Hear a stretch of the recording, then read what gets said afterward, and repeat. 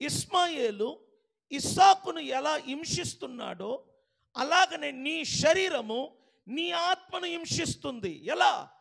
ఇచ్చల వలన, శరీర కార్యముల వలన.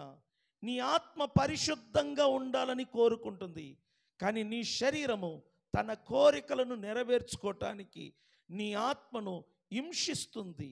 నీ ఆత్మ ప్రార్థించాలనుకుంటుంది, కానీ నీ శరీరము నిద్రపోవాలనుకుంటుంది. నీ ఆత్మ మందిరానికి రావాలనుకుంటుంది, కానీ నీ శరీరము మందిరానికి రాకుండా ఇంట్లో ఉండాలనుకుంటుంది. నీ ఆత్మ దేవునికి ఇవ్వాలనుకుంటుంది, కానీ నీ శరీరము ఇవ్వకుండా బిగబట్టాలనుకుంటుంది. నీ ఆత్మ దేవుని కొరకు సాక్షిగా ఉండాలనుకుంటుంది, కానీ నీ శరీరము దేవుని కొరకు బ్రతకనీయకుండా లోకము కొరకు, లోకములో ఉన్న వాటి కొరకు బ్రతకటానికి ఇష్టపడుతుంది.